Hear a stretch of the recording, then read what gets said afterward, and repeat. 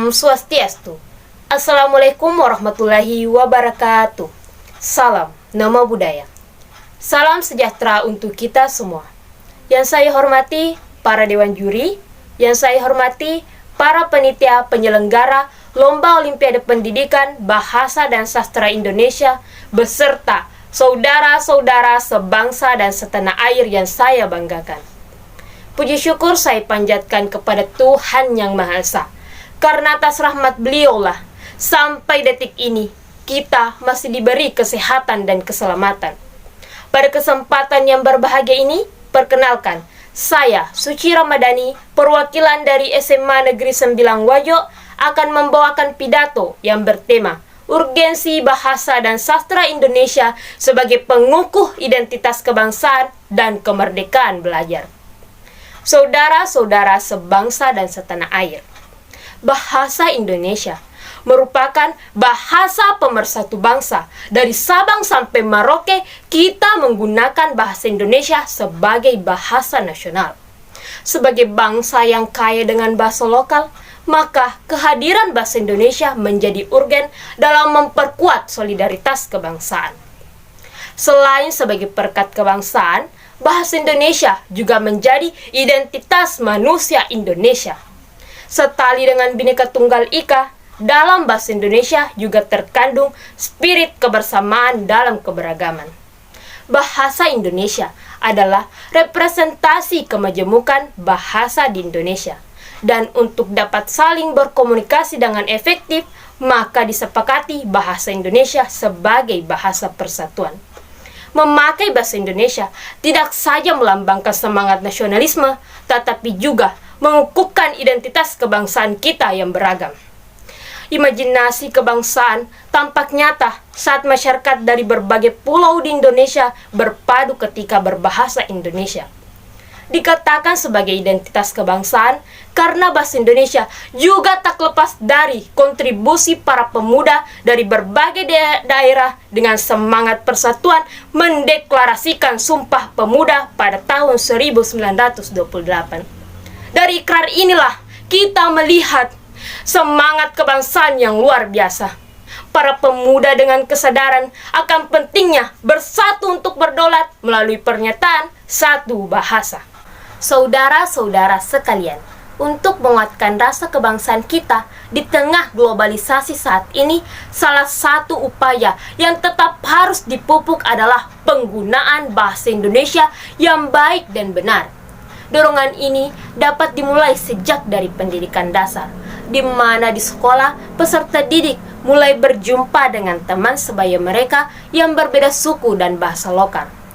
Keragaman ini mampu difasilitasi oleh pendidik agar peserta didik bisa saling mengenal dan mampu memahami perbedaan mereka melalui bahasa Indonesia.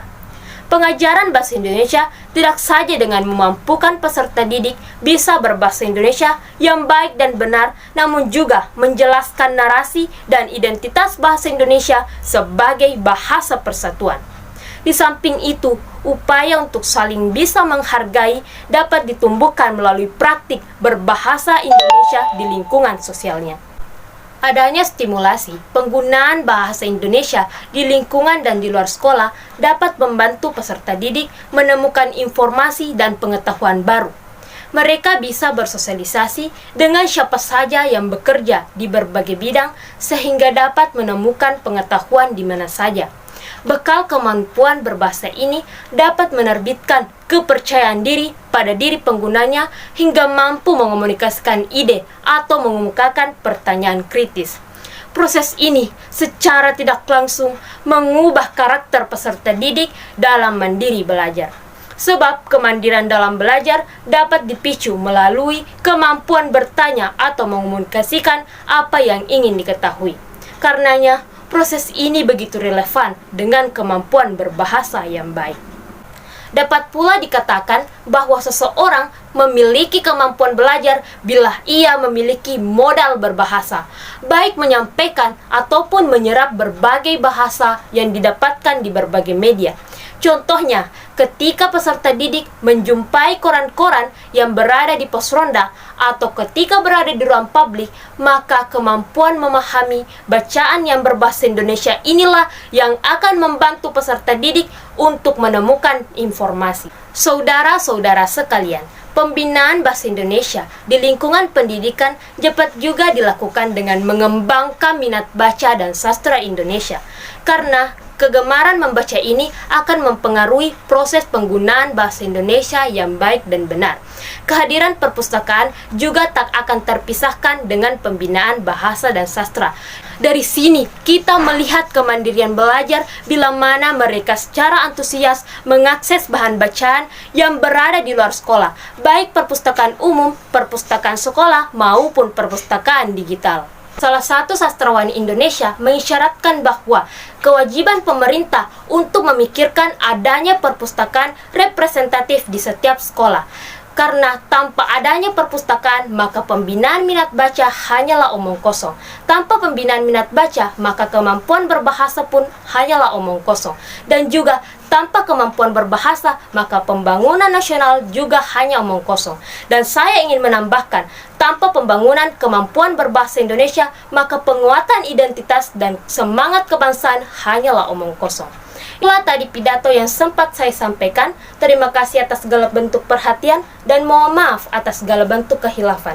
Saya akhiri, wabillahi taufiq wal hidayah. Wassalamualaikum warahmatullahi wabarakatuh.